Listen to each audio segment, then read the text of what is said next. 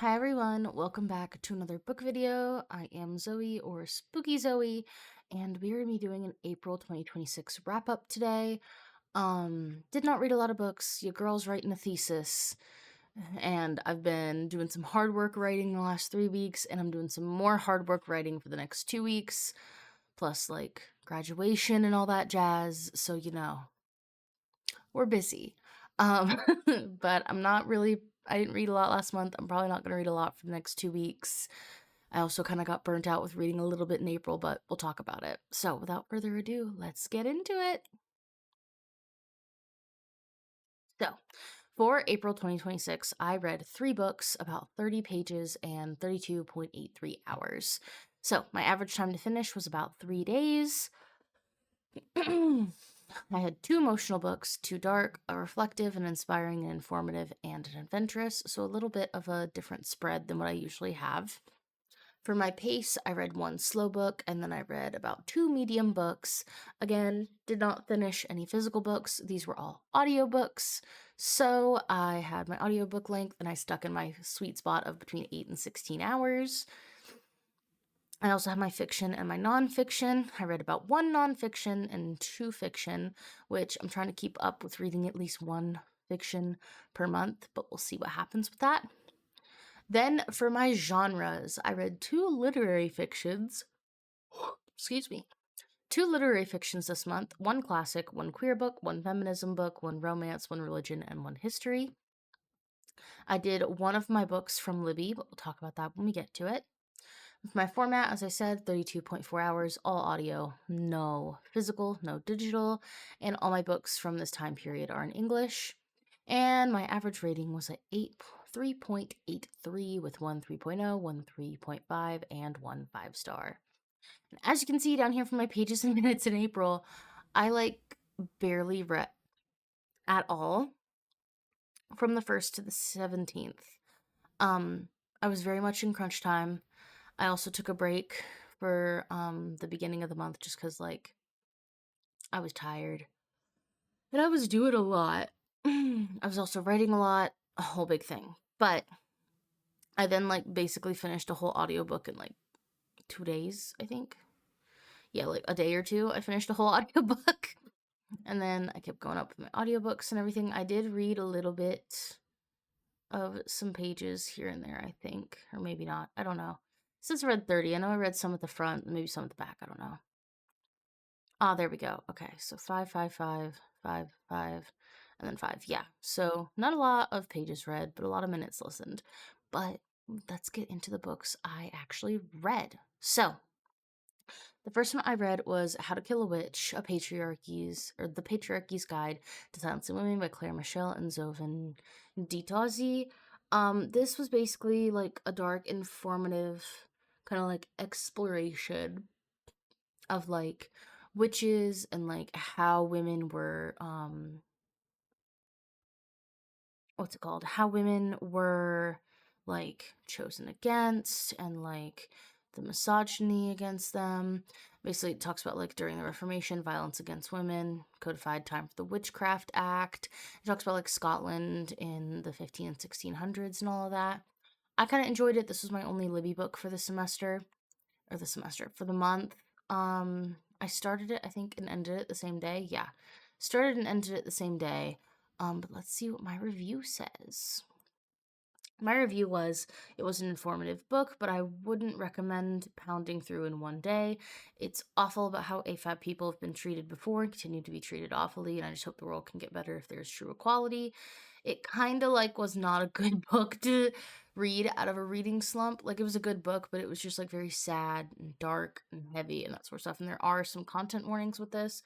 There is graphic depictions of misogyny, torture, and murder, moderate depictions of death, violence, and religious bigotry, and then minor racism, slavery, and abortion.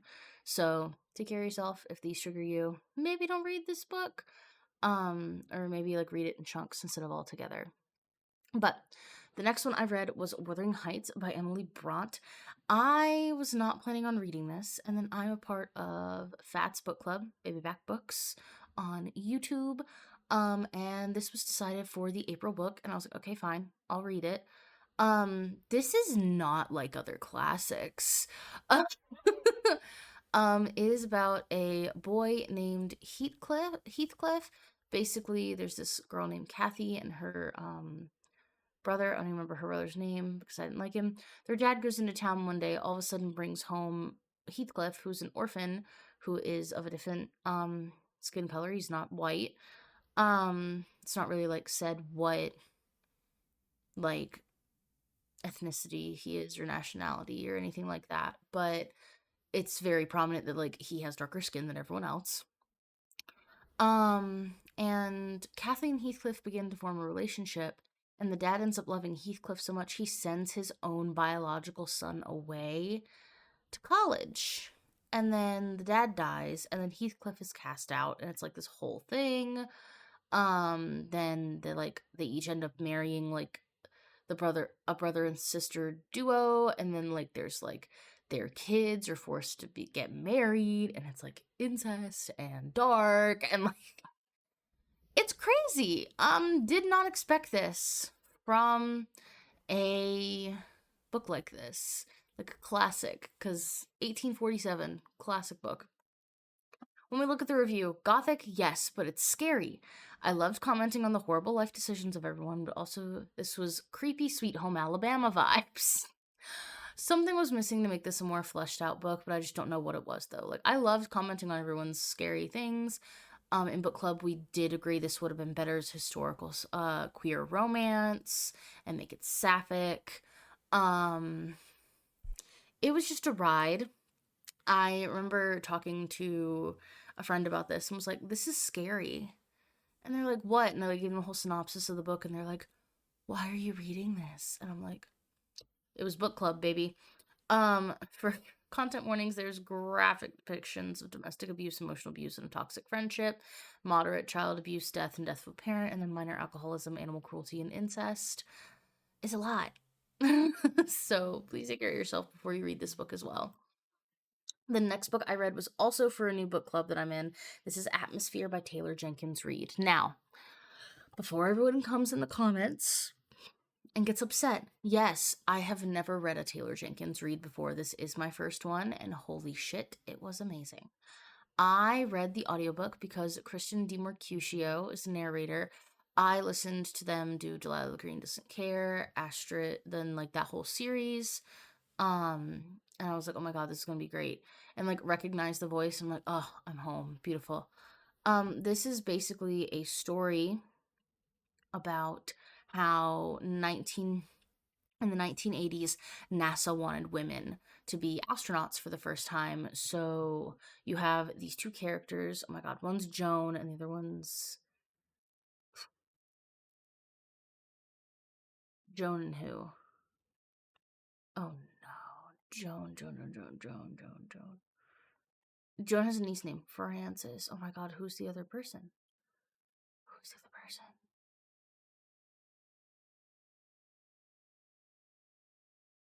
Vanessa. Oh my god, Vanessa. Good god. Basically, Joan is let into this program, and she has a lot of backstory with like moving out, wanting to get a job, her sister having a kid really young, so she ends up helping take care of her sister's kid, whose name is Frances. And like, there's a whole story with like them.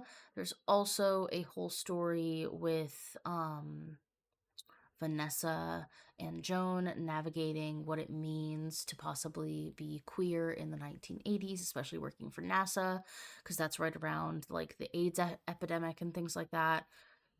So it was a lot. I cried reading this book. I think I read it within like 2 days. Yeah, 27th to 29th. So love this book so much. Ooh, wait. Did that just take away my review? No, don't tell me you took away my review. Hold on, let me find it. Beautiful. Okay, it didn't take my review. Cool. So, for Atmosphere, I said, wow, never read a Taylor Jenkins Reid, but now I want to read so much more. This had me at lesbians working for 1980s NASA. I love the complex side plots and stories. I just wish there was another book since it left on the edge of my seat. This book will make you cry. This book will make you cry. I read the audiobook and it was only about 10 hours long. I finished it and I just had to lay on my bed for a little bit after I finished it because I was just like, but I want like an epilogue. Like there wasn't an epilogue in the book. It was just like, and this happened. Cool, we're done. Like I wanted an epilogue. There's also a lot of switching, like the space trip that's happening in the beginning of the book is in like 1984, but then you go back to like I think that the middle of the 1970s up until 1984 and like everything that went up towards then.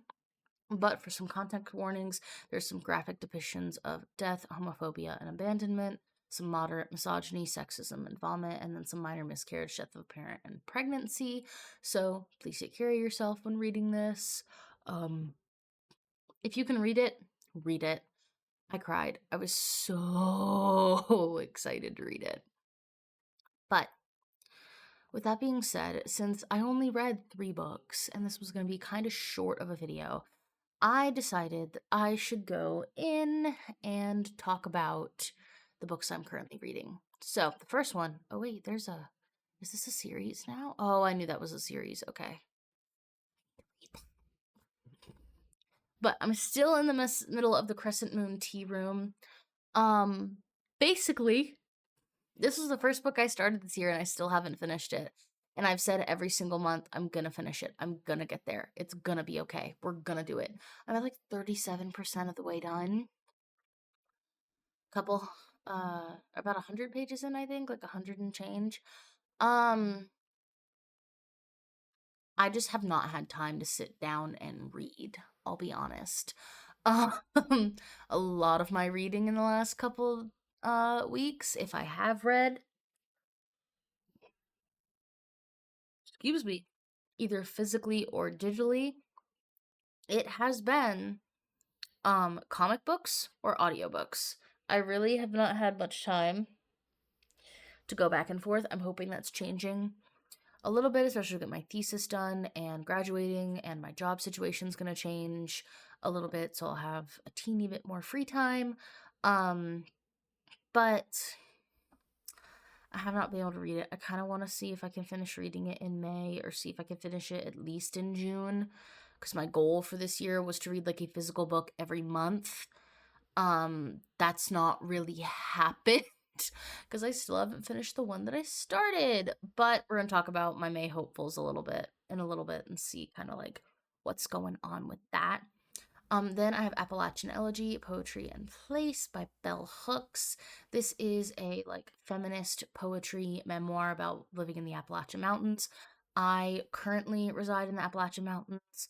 So I wanted to read it as like just a memoir because I am graduating and I may not be here come the fall, and I wanted to like just have a piece to read to like remember and like reconcile with the fact of I'm probably leaving this place and not coming back. Then I started 2 books yesterday. I started Unmasking for Life, The Autistic Person's Guide to Connecting, Loving, and Living Authentically by Dr. Devon Price. Devon Price, I read Unmasking Autism last year in April. I wanted to read this year, especially being someone who's neurodivergent and knowing people who are autistic. I want to be able to like read about connecting, loving, and living authentically. I've kind of come at a place where like I want to be myself and I don't really want to have to mask for anyone. I don't want to have to like I don't want to have to be like, oh, I'm neurodivergent, so da da da da da. I don't want to do that. So I want to read this. I want to like go through it. I usually treat like these nonfiction books, especially Devon's, like an audio like podcast. So like I listen to one chapter then, one chapter here, one chapter there. Just so I could get I'm so sorry for all the yawning. Just so I can get everything kind of like together. And then the other book I'm reading is Sun in the Morning by Wake Emezi. I think that's how you say the name. Basically, I'm in the book club with Fats. Before Wuthering Heights, we were in like back-to-back traumatic books. So Fats has kind of like looped in a fun book for a week in between the sadder books. Because I'll talk about what we're reading from May in a second. But for Son of the Morning, um, I just started that. Read some more this morning while I was like getting my coffee and breakfast ready. Kind of crazy, kind of interesting. It's supposed to be a queer like fantasy romance. We'll see what happens. Um, but I don't really know what's going on with that. But oh my god, I need to wake up.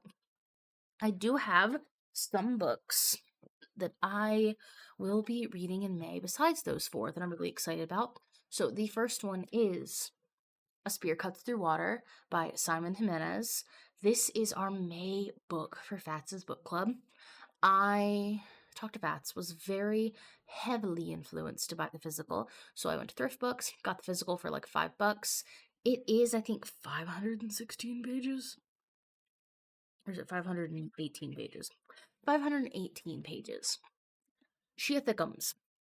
And the fact that I can't read a 336 page book, I think 336, 330 something in 4 months, I'm scared, but I have myself on a goal. If I read this 17 pages a day, maybe a chapter a day, because it doesn't really have chapters, which is kind of weird, but I'm just gonna kind of go for it and see what happens. At least I didn't see any chapters when I was brushing through. Yeah, because it's kind of like, I think, if I'm thinking, what is this about? If I'm thinking of this book correctly, this whole story happens in like, I think it's either 5 days or a week or something like that. So like, this is literally like everything that happens in 7 days in this book. So I'm really hoping that I'll be able to read it and have some fun. I did have some Libby books that have come in that I also want to read that I'm hoping I'm going to get through. Appalachian Elegy is one of my Libby books. But I also have The Kiss Quotient by Helen Huang. I wanted to read a little like cutesy romance. Because from my understanding, Son of the Morning is very much like smutty romance. I wanted like a cutesy romance. So I got The Kiss Quotient. Also, it's said to have an autistic character in it. So I wanted to read it. Then I have The Dreadfuls by A. Ray Dunlap. Oh my god, I read my first A. Ray Dunlap earlier this year. Or it was like end of last year. Oh my god, I'm so excited. I have the audiobook. It expires in like 11 days, so I need to get started reading on it. And then, for my final Libby book, I have Heartstopper Volume 2 by Alice Oseman. I'm thinking this is probably going to get read in like a day or two, because I love my graphic novels. I read them very fast. I finished the first one literally in January and had to wait. I was not excited, but I have like 13 days left on that one, so I'm hoping that I will be able to finish it this month. Like I said, your girl's writing a thesis, your girl's graduating. I'm not defending my thesis until June. We got things we gotta work on this month. So, without further ado, I hope you guys all have a great rest of your day, night, whatever time it is for you. I will be back next month for a little wrap up of May books. But I love you guys so much. I will leave my links below for if you want to come see me play games on Twitch. I'm actually going to be playing some Tamagotchi Life very soon on stream. I also have link my story graph below. You're on my YouTube, so you already got that. But I also have Instagram and TikTok and everything else. I'll link them all down below. But thank you everyone for being here. I greatly appreciate it. And I will see you guys next time. Bye!